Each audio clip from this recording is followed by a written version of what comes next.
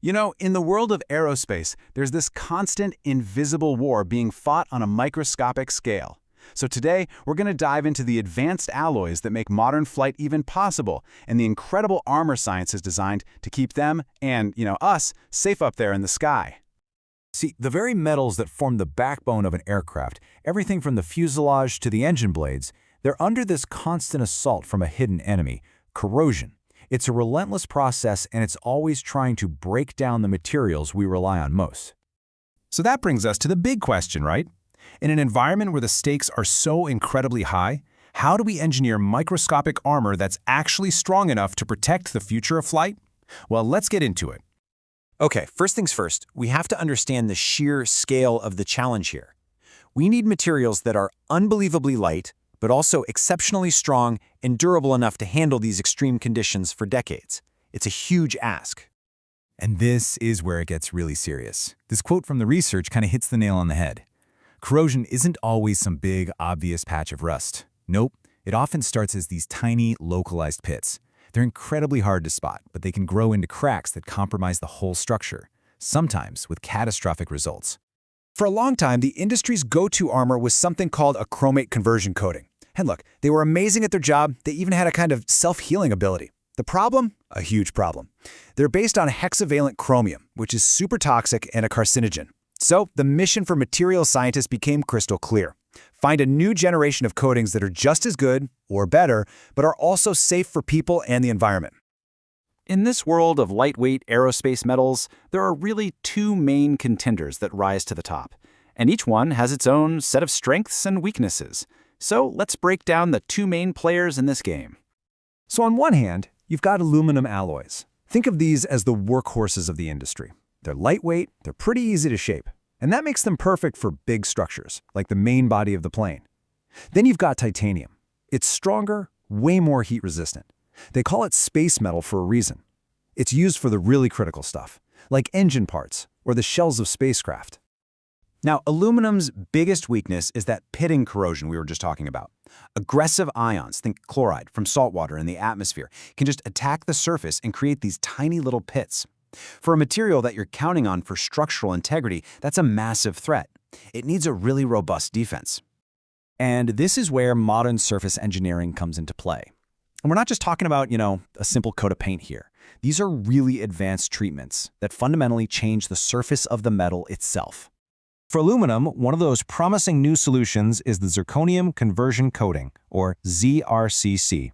It's a totally chromate-free process that forms this thin but super dense protective layer of zirconium oxide right on the aluminum surface. It basically acts as a powerful shield against those corrosive attacks. And then, for both aluminum and titanium, there's an even more heavy-duty process called micro-arc oxidation, or MAO. Now this isn't just a coating. It's a process that essentially forges a hard ceramic layer out of the metal itself. The best way to think about it is like giving the metal its very own integrated suit of armor. So how does this magic happen? It's a pretty wild process. First, you take the metal part and you submerge it in a special electrolyte solution.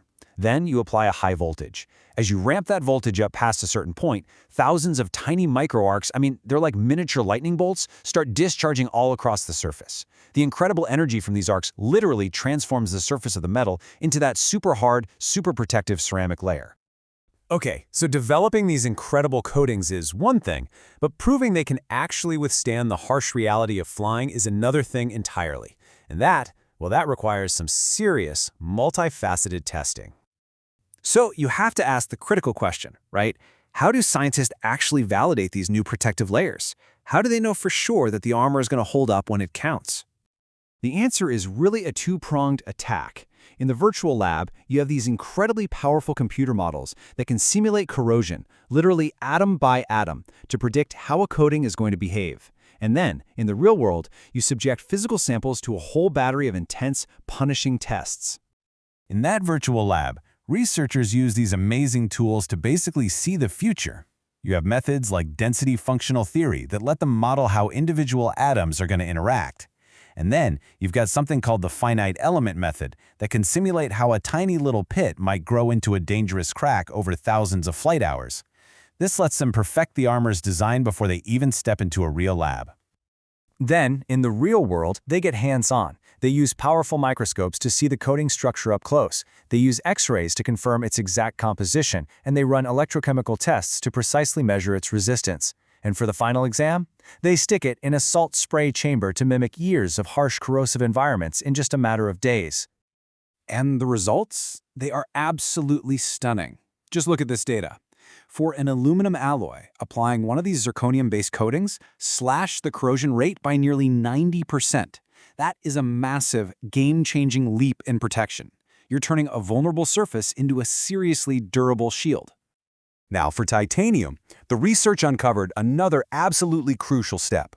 After the MAIO process creates that ceramic armor, heating it up to 650 degrees Celsius triggers what's called a phase transformation. Basically, the coating recrystallizes into this ultra-durable structure called rutile, which just dramatically boosts its hardness and corrosion resistance. So the key here is that it's not just about the coating itself, but also the post-treatment that unlocks its maximum power.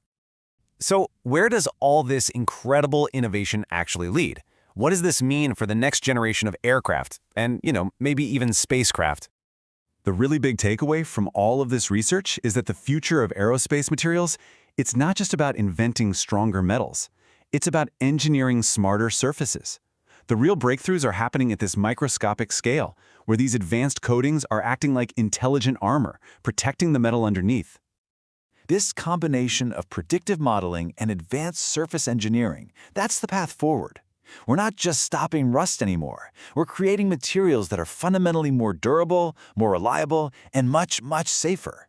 And that leaves us with one final exciting thought. As our power to engineer these smart surfaces grows, what other grand challenges are we going to solve next?